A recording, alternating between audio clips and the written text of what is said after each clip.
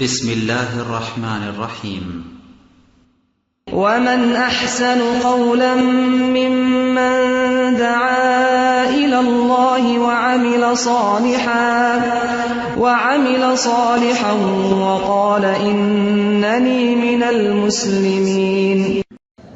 السلام عليكم ورحمة الله وبركاته. وعليكم السلام ورحمة الله وبركاته. إن الحمد لله والصلاة والسلام على رسول الله أما بعد. সমস্ত প্রশংসা একমাত্র মহান আল্লাহ রাব্বুল আলামিনের জন্যই, যে আল্লাহ রাব্বুল আলামিন বান্দাদেরকে সম্মানিত করেছেন। বান্দাদেরকে শুধু ইবাদতের জন্যই সৃষ্টি করেছেন তা নয়, বরং তাদেরকে তিনি দুনিয়াতে আখিরাতে সম্মান দিয়ে থাকেন। এটা হচ্ছে আল্লাহ রাব্বুল আলামিনের পক্ষ থেকে বান্দাদের প্রতি দয়া অনুগ্রহ। যিনি এমন এক গুণের অধিকারী যে বান্দাদেরকে তিনি সম্মানও করে থাকেন, তার গোলামদেরকে তিনি মূল্যায়ন করে থাকেন, সে মহান আল্লাহ রাব্বুল আলামিনের প্রশংসা জ্ঞাপন করছি। সকলেই বলছি আলহামদুলিল্লাহ আলহামদুলিল্লাহ। অতঃপর সালাত এবং সালাম পড়ছি আমাদের সেই রাসূলের উপর, যিনি আমাদের মুক্তির পথ দেখিয়েছেন। আল্লাহ তাআলার ওহীকে তার উম্মতের কাছে পৌঁছে দিয়েছেন। তার উপর সকলেই পড়ছি সাল্লাল্লাহু আলাইহি ওয়াসাল্লাম। সাল্লাল্লাহু আলাইহি ওয়াসাল্লাম। আমার প্রাণপ্রিয় বাংলাদেশি বন্ধুগণ, এইমাত্র যিনি খুতবা দিয়েছেন মসজিদে নববীতে, তিনি হলেন ফজিলাতুশ শেখ আব্দুল বারী আস-সুবাইতি।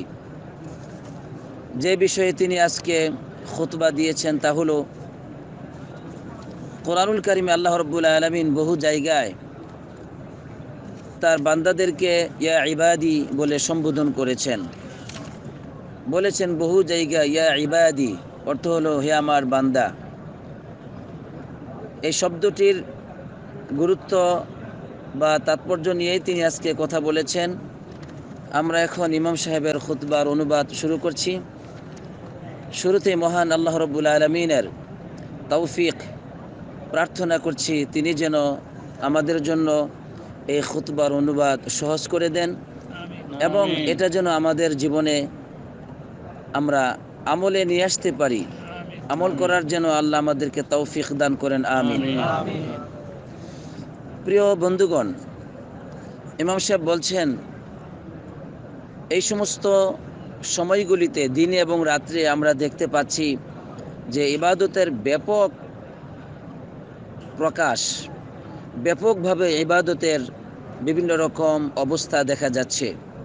যেমন সিয়াম পালন করা, কোরআন তেলাওয়াত করা, কিয়ামুল লাইল করা সহ দান, খয়রাত, সদকা এবং জবান দিয়ে আল্লাহ রাব্বুল আলামিনের জিকির করা, অঙ্গ প্রত্যঙ্গ, কলব, এগুলো সবই আল্লাহ রাব্বুল আলামিনের আনুগত্যের জন্যে ব্যবহার করা, এরকম অনেক ইবাদতই আমরা দেখতে পাচ্ছি। আর এইসব ইবাদতগুলোর মূল হচ্ছে অন্তরে আল্লাহ রাব্বুল আলামিনের ভালোবাসা। অন্তরে কার ভালোবাসা? আল্লাহর ভালোবাসা। কারণ আল্লাহর ভালোবাসা থাকলেই তো মানুষ আল্লাহর ইবাদত করে, তাই না? ইমাম সাহেব বলছেন এই যে ভালোবাসা, তাকদি ইলা সাআদাতিদ দুনিয়া ওয়াল আখিরা, যেই ভালোবাসাই বান্দাকে দুনিয়া ও আখিরাতের সফলতার দিকে নিয়ে যায়। আলহামদুলিল্লাহ, বান্দাকে দুনিয়া ও আখিরাতের সফলতা বয়ে নিয়ে আসে বান্দার জন্য, তা হলো অন্তরে আল্লাহ রাব্বুল আলামিনের ভালোবাসা। আর ভালোবাসার বহিঃপ্রকাশ কিভাবে? আল্লাহ তাআলার ইবাদতের মাধ্যমে, আনুগত্যের মাধ্যমে। এরপর ইমাম সাহেব বলছেন একজন মুসলিম সে কখনো আল্লাহ তাআলার ইবাদত থেকে দূরে থাকতে পারে না, কখনো ইবাদত থেকে সে পৃথক হতে পারে না। সে যে কোনো অবস্থাতেই, যে কোনো সময়েই, জীবনের যে কোনো অবস্থায় অবস্থান করুক না কেন, এমনকি মৃত্যু পর্যন্ত সে আল্লাহ রাব্বুল আলামিনের ইবাদত করবে। যেমন আল্লাহ রাব্বুল আলামিন বলছেন ওয়াবুদ রাব্বাকা হাত্তা ইয়াতিয়াকাল ইয়াকিন, হে রাসূল তুমি তোমার রবের গোলামি করো তোমার কাছে মৃত্যু আসা পূর্ব পর্যন্ত। তাহলে ইবাদত করতে হবে কতদিন? মৃত্যু আসা পর্যন্ত। শুধুমাত্র রমজান মাসে? রমজান চলে গেলে সব ইবাদত বাদ না না, মৃত্যু পর্যন্ত আমাকে আপনাকে ইবাদত করতে হবে, কারণ আমরা আল্লাহর গোলাম। আমরা কার গোলাম? আল্লাহর গোলাম। তাই ইমাম সাহেব বলছেন যে আল্লাহ সুবহানাহু ওয়া তাআলা তার বান্দাদেরকে ওয়াসাফাল্লাহু লিখালকিহি ইয়া ইবাদি, আল্লাহ তাআলা তার বান্দাদেরকে ইয়া ইবাদি বলে সাব্যস্ত করেছেন। ইয়া ইবাদি বলে তাদেরকে তিনি এই গুণে গুণান্বিত করেছেন যে তারা হলো আমার বান্দা। আমাদের পরিচয় কি? আল্লাহর কাছে আমার বান্দা। এজন্য ইয়া ইবাদি বলে আল্লাহ তাআলা সম্বোধন করেছেন আমাদেরকে। সুতরাং যারাই এই আহ্বানের মধ্যে অন্তর্ভুক্ত হবে তারা তো সম্মান পেয়ে গেল এবং তারা মহা সফলতায় পৌঁছে গেল। আলহামদুলিল্লাহ। আল্লাহ তাআলা যাদেরকে আমার বান্দা বলে সম্বোধন করেছেন, আর যারা আল্লাহ তাআলার ইবাদতে নিমগ্ন থাকে, ইবাদত করে থাকে, তারা মহা সফলতায় পৌঁছে গেল। আর এটাই হচ্ছে তাদের জন্য বিরাট সম্মান মর্যাদা। আলহামদুলিল্লাহ। আলহামদুলিল্লাহ। ইয়া ইবাদি এটি এমন একটি শব্দ যেই শব্দ শুনলে অন্তরে প্রশান্তি বিরাজ করে, অন্তর থেকে ভয়ভীতি দূরীভূত হয়ে যায়। আর এটাই হচ্ছে রবের সন্তুষ্টির আলামত, আল্লাহ তাআলার দয়া, অনুগ্রহ ও নিয়ামতের আলামত যে আল্লাহ তাআলা বান্দাদেরকে ইয়া ইবাদি বলে সম্বোধন করেন। যেমন আল্লাহ রাব্বুল আলামিন ইয়া ইবাদি বলে বান্দাদেরকে শুভ সংবাদ দিচ্ছেন জান্নাতের। তিনি বলছেন, ইয়া ইবাদি লা খাউফুন আলাইকুমুল ইয়াওমা ওয়া লা আনতুম তাহজানুন, হে আমার বান্দারা, আজকে তোমাদের কোনো ভয় নেই আর তোমরা চিন্তিত হবে না। আল্লাযীনা আমানু বিআয়াতিনা ওয়া কানু মুসলিমিন, কারা আমার বান্দা? যারা নাকি ঈমান এনেছে আমার আয়াত সমূহের প্রতি। ওয়া কানু মুসলিমিন, তারা মুসলিম ছিল। অতীতে তারা কি ছিল? মুসলিম ছিল। দুনিয়ার জীবনে তারা আনুগত্যশীল ছিল, আমার গোলাম ছিল। সুতরাং উদখুলুল জান্নাতা আনতুম ওয়া আজওয়াজুকুম তুহবারুন, তোমরা এবং তোমাদের স্ত্রীরা সকলেই আজকে জান্নাতে প্রবেশ করো। তুহবারুন, যেখানে তোমরা নিয়ামত পাবে, আনন্দিত হবে। আলহামদুলিল্লাহ। সূরা যুখরুফের 66 কি বলে 68, এরপরে 69 এবং 70 নম্বর আয়াত। এরপরে ইমাম সাহেব বলছেন, এই যে ইয়া ইবাদি এই শব্দ, এটা অত্যন্ত গুরুত্বপূর্ণ শব্দ। যখন এই শব্দ দ্বারা আল্লাহ তাআলা বান্দাকে ডাকেন, তখন তিনি এটাই চান যে তাদের মধ্যে যে একাকিত্ব বিরাজ করছে মানুষের মাঝে, একজন মানুষ সে নিজেকে অসহায় মনে করে, এটাই স্বাভাবিক। প্রতিটি মানুষ নিজেকে অসহায় মনে করে, এটাই সত্য। ক্ষণিকের জন্য যদিও নিজেকে খুব স্বাবলম্বী, ক্ষমতাশীল, খুব প্রভাবশালী মনে করে, কিন্তু মূলত মানুষ অধিকাংশ সময় নিজেকে খুব অসহায় মনে করে, একাকিত্ব মনে করে। কারণ মানুষ তো মারা যাবে যে কোনো মুহূর্তে। এজন্য মানুষ নিজের উপর আসলে নির্ভরশীল হতে পারে না। তো ইমাম সাহেব বলছেন যে ইয়া ইবাদি এই গুণে গুণান্বিত করে, এইভাবে আল্লাহ তাআলা বান্দাদেরকে আহ্বান করে তিনি বান্দাদের একাকিত্বকে দূরীভূত করতে চান। তাদেরকে তিনি শুভ সংবাদ প্রদান করতে চান যে বিআন্নাহু করিব, তিনি খুবই নিকটবর্তী। আলহামদুলিল্লাহ। তিনি চান বান্দারা তাদের প্রয়োজনকে, তাদের কাকুতি মিনতিকে, তাদের মনের কামনা বাসনাগুলো, তাদের প্রয়োজনগুলো, তাদের আর্তনাদগুলো, তাদের চাওয়া পাওয়াকে তাদের রবের নিকটে তারা পেশ করবে। ইয়া ইবাদি বলে এই জন্য বান্দাদেরকে তিনি সম্বোধন করেন যে বান্দারা আমার নিকটবর্তী হবে, আর আমি আল্লাহর কাছে তাদের সব কিছুকেই তারা তুলে ধরবে, তাদের কামনা বাসনা সব আমার কাছে তারা পেশ করবে। আলহামদুলিল্লাহ। আল্লাহ রাব্বুল আলামিন শুভ সংবাদ দিচ্ছেন বান্দাদেরকে। কি আল্লাহ বলছেন, ওয়াইদা সাআলাকা ইবাদি আন্নি ফাইন্নী করিব উজিবু দাওয়াতাদ দাঈ ইযা দাআন ফালইস্তাজিবু লি ওয়াল ইউমিনু বি লাআল্লাহুম ইয়ারশুদুন। এখানে আল্লাহ রাব্বুল আলামিন বলছেন, হে রাসূল, যখন আপনার কাছে আমার ব্যাপারে আমার বান্দারা জিজ্ঞাসা করে, কার কাছে? না, রাসূলুল্লাহ সাল্লাল্লাহু আলাইহি ওয়াসাল্লামের কাছে। আমার ব্যাপারে যখন আমার বান্দারা আপনার কাছে জিজ্ঞাসা করে, তখন আপনি বলুন, একথা বলেন নাই। বুঝে আসছে কথাটি? যেমন কোরআনে বহু জায়গায় আসছে যে আপনাকে যদি এই ব্যাপারে জিজ্ঞাসা করে তাহলে আপনি বলে দিন, জবাব দিয়ে দিন, আপনি একথা বলেছেন বিভিন্ন ব্যাপারে। কিন্তু যখন আল্লাহ তাআলা বলছেন আমার ব্যাপারে যদি বান্দারা জিজ্ঞাসা করে, আপনি বলুন, না, একথা বলেন নাই, মাধ্যম ব্যবহার করেন নাই। আল্লাহ নিজেই জবাব দিচ্ছেন যে ওয়াইদা সাআলাকা ইবাদি আন্নি, আমার ব্যাপারে যদি তোমার কাছে বান্দারা, আমার বান্দারা যদি জিজ্ঞাসা করে, তুমি বলে দাও না, এই কথা বলেন না, বরং আল্লাহ সরাসরি জবাব দিচ্ছেন, ফাইন্নী করিব, আমি আল্লাহ তাআলা বান্দারা খুব নিকটবর্তী। আলহামদুলিল্লাহ, আমি খুব দূরে নই যে আমি দেখি না, শুনি না, আমি বুঝি না বান্দার কি প্রয়োজন, কি চাচ্ছে, বান্দা কি করছে, আমি খুব দূরে, অনেক দূরে না। ফাইন্নী করিব, আমি আল্লাহ তাআলা খুবই নিকটবর্তী।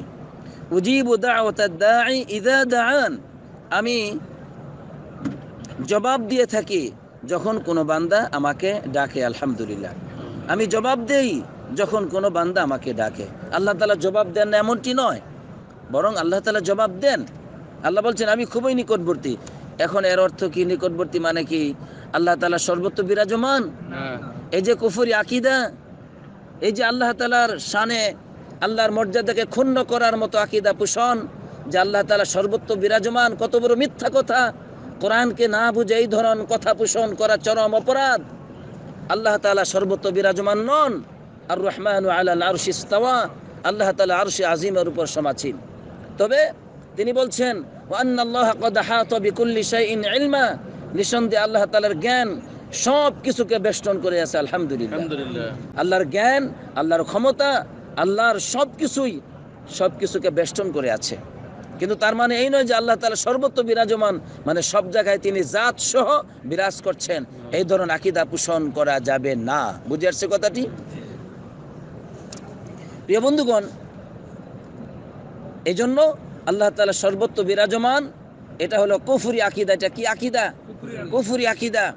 এর মানে বুঝায় সবকিছুই হলো আল্লাহ, সবকিছুই কি আল্লাহ, ডাইনে বামে আমি আপনি সবই কি আল্লাহ। আল্লাহ সব কিছুর ভিতরে মিশে আছে না, আল্লাহ তাআলা সব কিছুর ভিতরে মিশে নেই। আল্লাহ তাআলা খালেক আর সব মাখলুক, খালেক আর মাখলুকের ভিতরে একাকার হয় না কখনো। এটা হলো কাফেরদের আকীদা, নাউজুবিল্লাহ। এটা খ্রিস্টানদের আকীদা, এটা আমাদের আকীদা নয়। প্রিয় বন্ধুগণ, সুতরাং লক্ষ্য করুন, আল্লাহ রাব্বুল আলামিন বলে দিচ্ছেন ফাইন্নী করিব, আমি আল্লাহ তাআলা খুবই নিকটবর্তী। যখনই কোনো বান্দা আমাকে ডাকে আমি তখন তার ডাকে সাড়া দিই। আলহামদুলিল্লাহ। এরপরে ইমাম সাহেব বলছেন ইয়া ইবাদি, এটি এমন একটি শব্দ যে হৃদয় প্রশস্ত হয়ে যায় আর অন্তর আল্লাহর রহমতের দিকে ধাবিত হয়। কেননা আল্লাহর রহমত হচ্ছে এমন যে আল্লাহ তাআলার রহমত আল্লাহর ক্রোধকে অতিক্রম করেছে। আলহামদুলিল্লাহ, আল্লাহর দয়া অনুগ্রহের দিকে অন্তর ফিরে যায় যখন এই বাণী শোনা হয় ইয়া ইবাদি। আর আল্লাহ রাব্বুল আলামিন বান্দাদেরকে কত সুন্দর করে ডেকে ডেকে শুভ সংবাদ দিচ্ছেন আল্লাহর পরিচয়ের ব্যাপারে। আল্লাহ নিকটবর্তী হতে বান্দাদেরকে তিনি বলছেন। আল্লাহ তাআলা বলছেন নাব্বি ইবাদি আন্নী আনাল গফুরুর রহিম।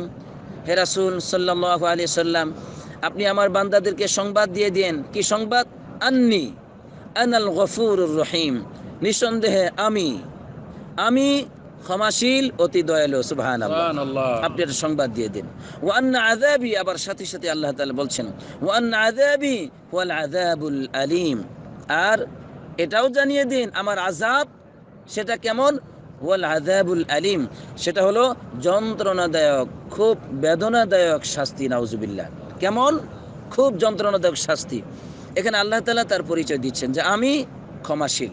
শুনুন ইমাম সাহেব কি বলছেন, যে আল্লাহ সুবহানাহু ওয়া তাআলা যখন তার রহমত এবং ক্ষমার কথা উল্লেখ করলেন আয়াতে, তখন তিনটি শব্দ দ্বারা বা তিনটি তাকিদ সূচক শব্দ ব্যবহার করলেন। কয়টি?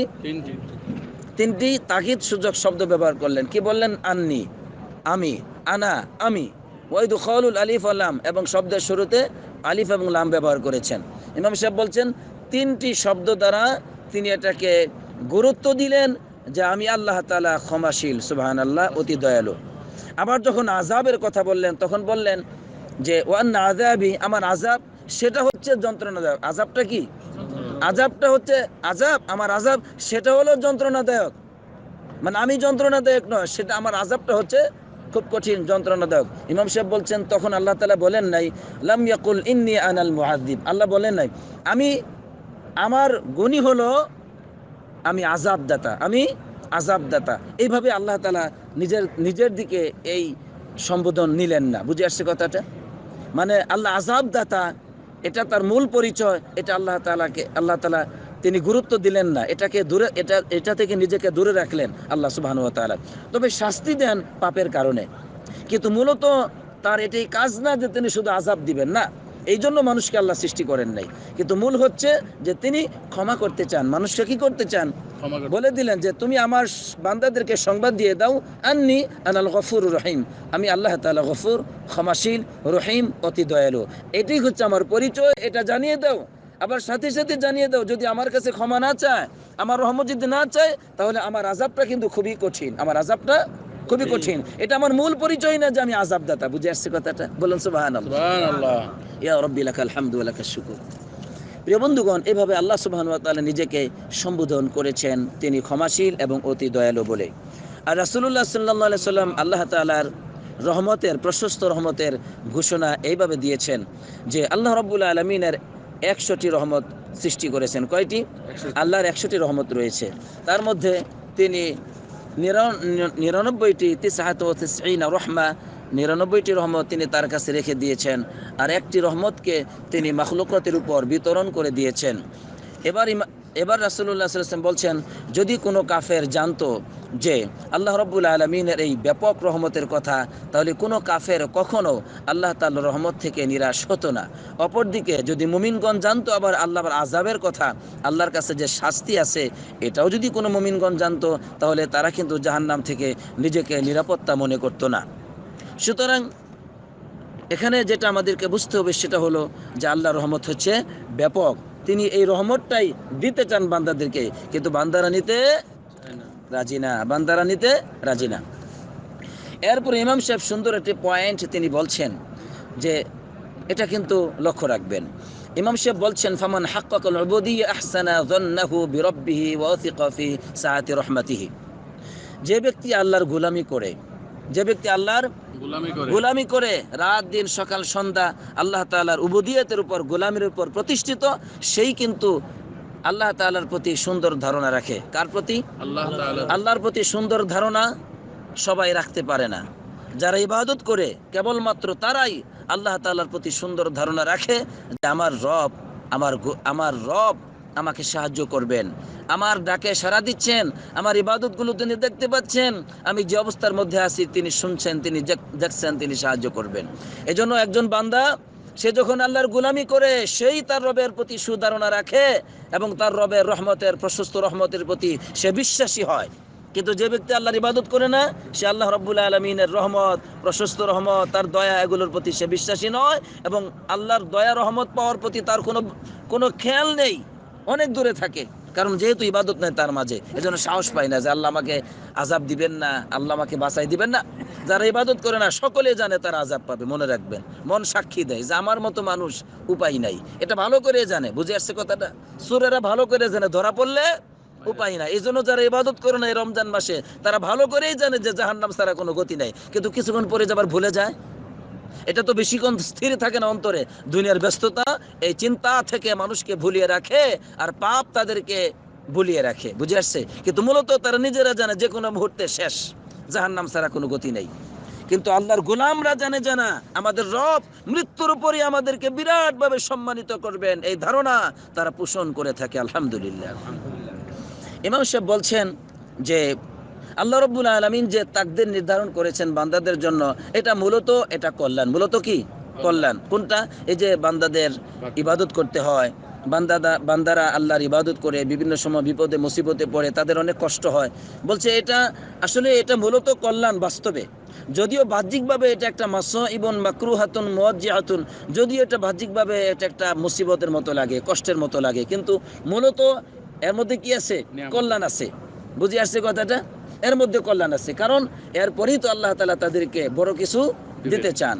আর আল্লাহ রাব্বুল আলামিন বলে দিয়েছেন যে রাসূলুল্লাহ সাল্লাল্লাহু আলাইহি ওয়াসাল্লাম বলছেন, আল্লাহ বলেন, আনা ইনদা যান্না আবদি বি, আমার বান্দা আমার প্রতি যে রূপ ধারণা করে আমি তার সাথে অনুরূপ আচরণ করে থাকি। আলহামদুলিল্লাহ।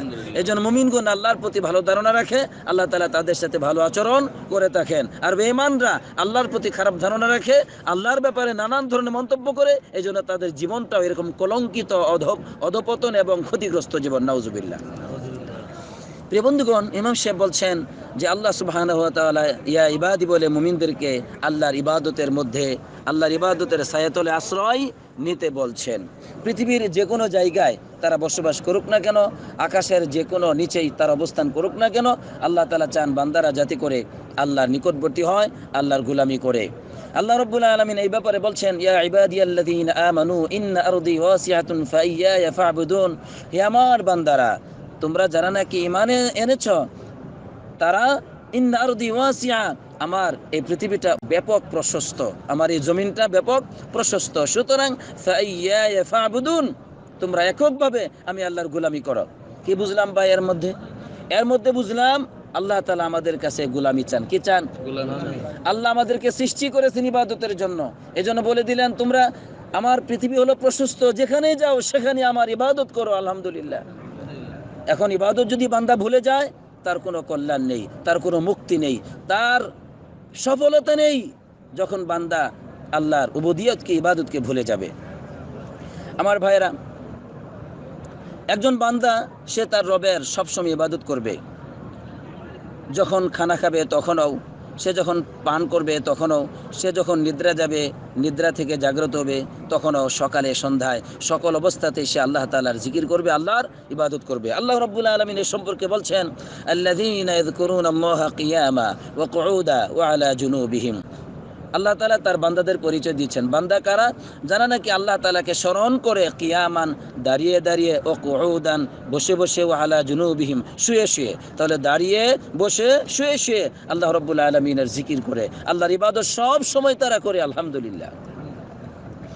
আল্লাহ সুবহানাহু ওয়া তাআলা তিনি তার বান্দাদেরকে ইয়া ইবাদি বলে তাদেরকে মুত্তাকিন হতে বলছেন। কি কি কি সাব্যস্ত করলেন তাদের জন্য? তাকওয়া। তাদেরকে মুত্তাকিন বানাতে চান বা মুত্তাকিন হতে বলছেন।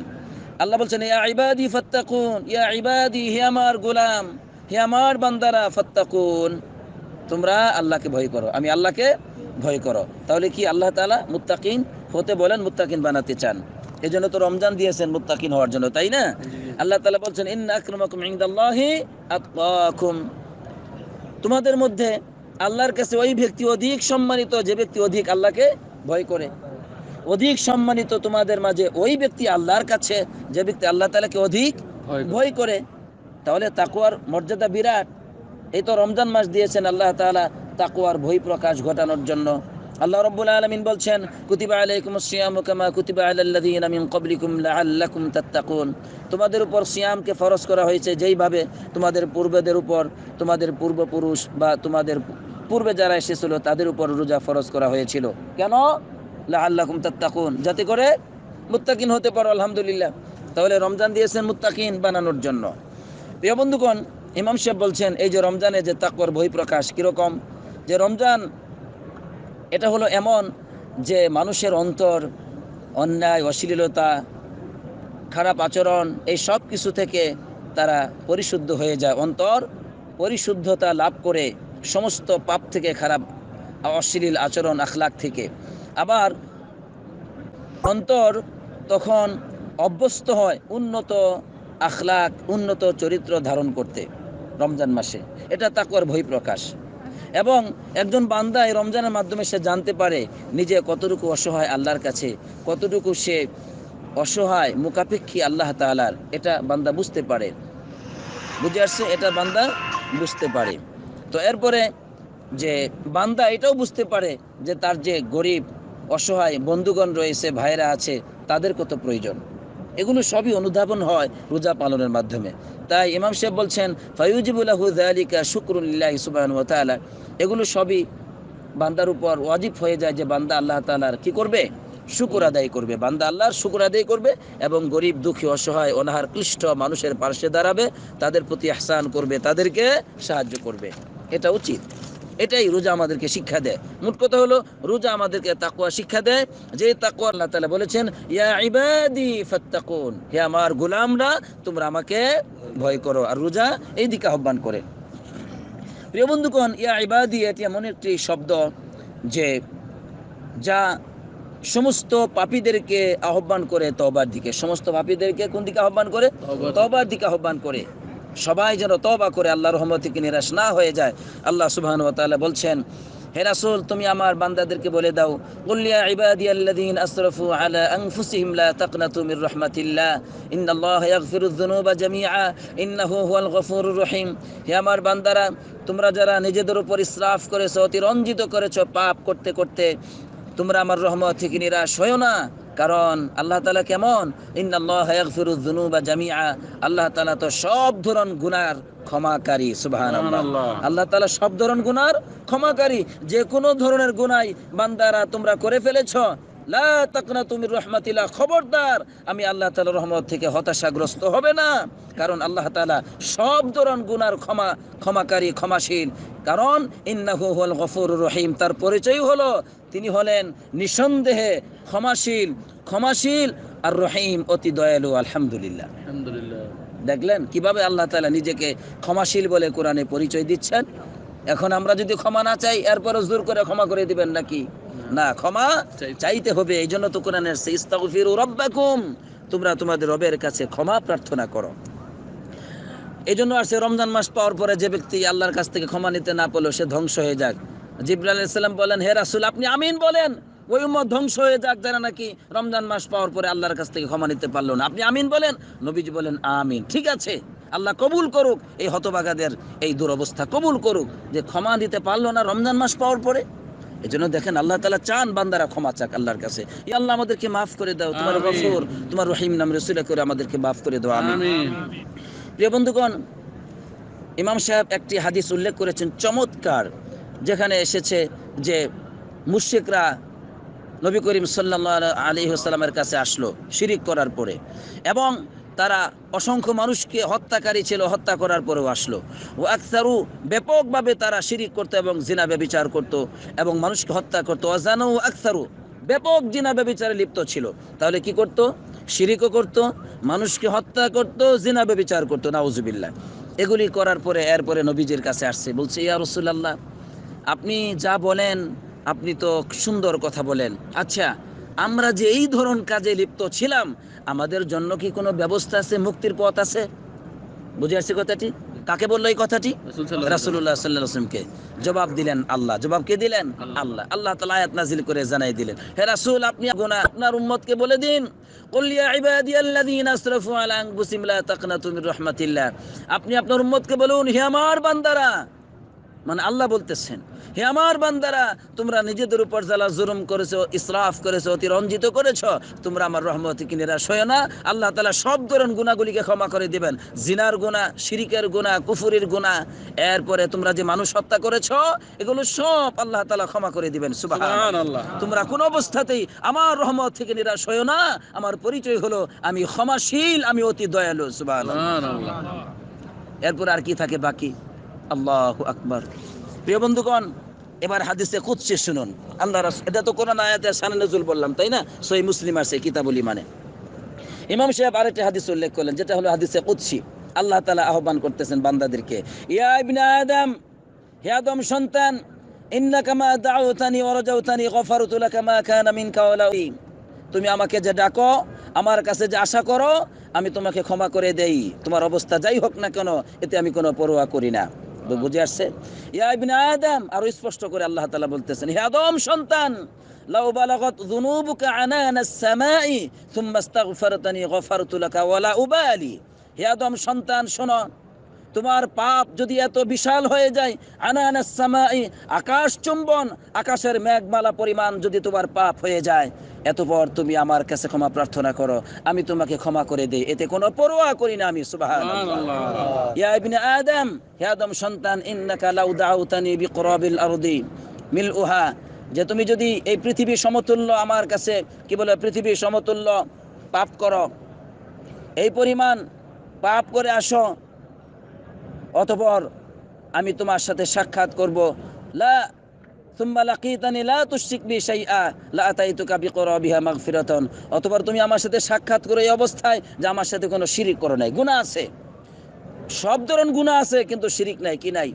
শিরিকের গুনাহ করো নাই। লা আতাইতুকা বিকরাবিহা মাগফিরাতান, আমি তোমার কাছে ওই পরিমাণ ক্ষমা নিয়ে উপস্থিত হব। সুবহানাল্লাহ। তাহলে শিরিক মুক্ত হতে হবে। কি মুক্ত হতে হবে?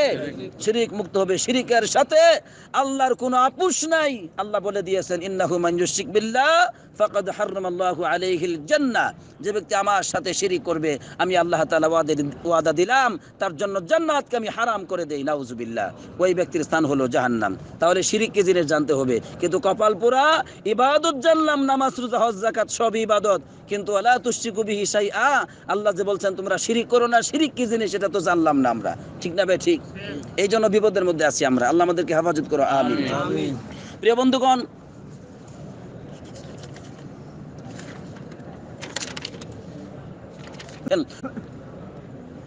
এরপরে ইমাম সাহেব বলছেন, ইয়া ইবাদি, এই কথাটি দ্বারা আল্লাহ তাআলা বান্দাদেরকে যে গুণান্বিত করেছেন, আল্লাহ তাআলা চান যে বান্দারা উত্তম কথা বলবে, পবিত্র কথা বলবে, উত্তম আমল করবে, ভালো কাজ করবে। সব সময় জীবনের সকল ক্ষেত্রেই তারা যেন ভালো আমল করে, ভালো কথা বলে, ভালো কাজ করে, এটাই চান। ইয়া ইবাদি বলে আল্লাহ তাআলা বান্দাদেরকে এটা করতে চান। এই জন্য আল্লাহ বলছেন, ওয়াকুল লিইবাদি ইয়াকুলুল্লাতী হি আহসান, হে আমার রাসূল তুমি আমার বান্দাদেরকে বলে দাও যে তারা যেন ভালো কথা বলে, তারা যেন কি করে?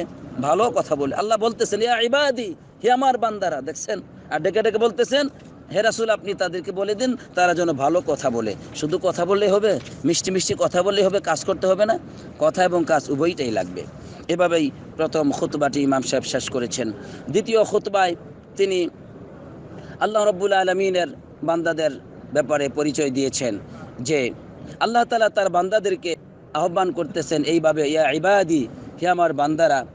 এটা হলো বান্দাদের একটি সিফত যে বান্দারা হলো আল্লাহর গোলাম। বান্দারা কি? মানব জাতি কার গোলাম? আল্লাহর গোলাম। এই জন্য আল্লাহ তাআলা তাদের ওই সিফত ধরেই ডাকতেছেন যে তোমরা কিন্তু আমার গোলাম, তোমরা কি আমার গোলাম, আমার গোলাম, আমার দাস, এটাই হলো তোমাদের পরিচয়। আর এগুলো এইভাবে ডেকে ডেকে আল্লাহ তাআলা তাদেরকে রাত্রিবেলা নামাজ আদায় করার প্রতি উদ্বুদ্ধ করতেছেন। কোন দিকে? রাত্রিবেলা নামাজ আদায় করার প্রতি তাদেরকে ডাকতেছেন।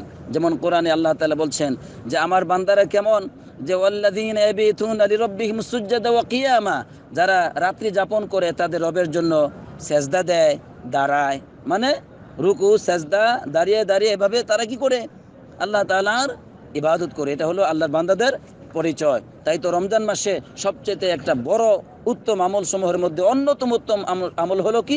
কিয়ামুল লাইল, রাত্রিবেলা নামাজ আদায় করা। কিন্তু দুর্ভাগ্য অসংখ্য মুসলমান এটা করেই না। কত বড় কল্যাণ থেকে যে তারা বঞ্চিত হচ্ছে। আর ফজিলত আসছে, মান কামা রমাজান ঈমানান ওয়া ইহতিসাবান গুফিরা লাহু মা তাকদ্দামা মিন যামবি, যে ব্যক্তি রমজান মাসে ঈমান আনার পরে সওয়াবের নিয়তে এই কিয়ামুল লাইল করলো, আল্লাহ তাআলা তাদের অতীতের সব গুনাহগুলিকে মাফ করে দেন। সুবহানাল্লাহ। এজন্য কিয়ামুল লাইল এটা নবীগণ আদায় করতেন, নবী করিম সাল্লাল্লাহু আলাইহি সাল্লাম কিয়ামুল লাইল করতেন, সাহাবারাও করতেন। আলহামদুলিল্লাহ আমরাও যেন করতে পারি। আল্লাহ আমাদেরকে সেই তৌফিক দান করুক, আমিন। বন্ধুগণ, আল্লাহ তাআলার তার বান্দাদের আরো একটা গুণ উল্লেখ করলেন যে আমার বান্দাদের পরিচয় হবে এরকম, বা তাদের গুণ হবে এরকম যে তারা খুব কোমল হবে। তারা কি হবে? নরম মেজাজের হবে। আমরা তো কর্কশ মেজাজের ভাই, ঠিক না? মেজাজ যে আমাদের এত করা, আল্লাহ আমাদেরকে মাফ করে দাও, আমিন। আল্লাহ তাআলা চান যে আমার বান্দাদের পরিচয় হবে তারা হবে খুব নরম, কোমলমতি, নরম মানুষ হবে, খুব চড়া মানুষ হবে না।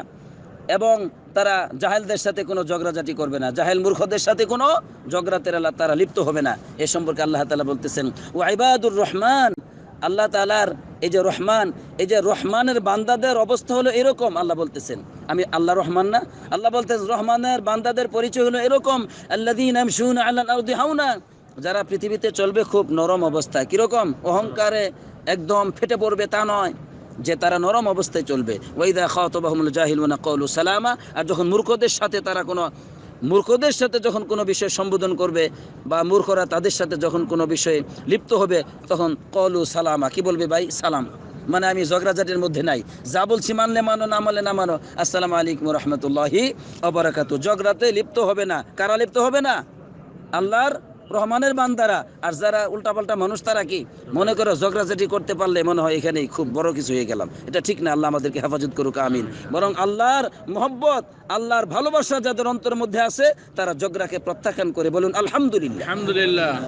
প্রিয় বন্ধুগণ, এবার ইমাম সাহেব আরো বলছেন যে আল্লাহর গোলামদের পরিচয় হলো এই যে তারা অপচয় করবে না, খরচ করার ক্ষেত্রে তারা কি করবে না, আত-তাওয়াজুনু ফিল ইনফাকি ফালা ইসরাফা ওয়ালা তাকতির, যে তারা খরচ করার ক্ষেত্রে অতিরঞ্জিত এই অপচয় তারা করবে না।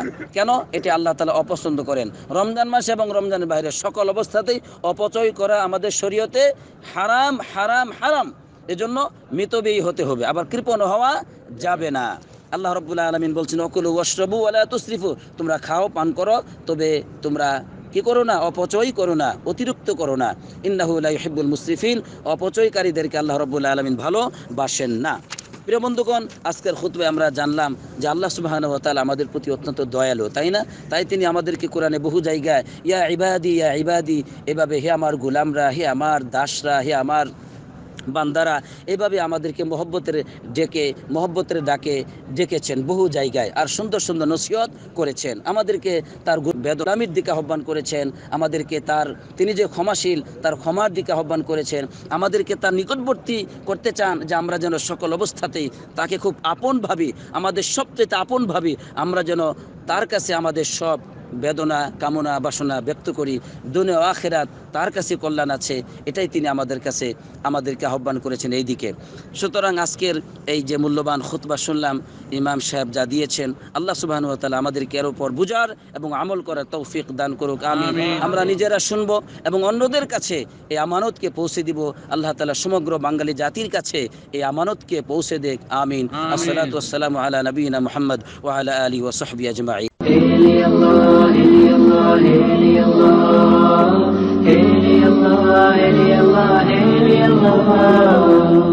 رمضان قد أهل بالصيام وأطل مصعدا أهلا وخلا ليته في كل حين. رمضان قد أهل بالصيام وأطل مصعدا أهلا وخلا ليته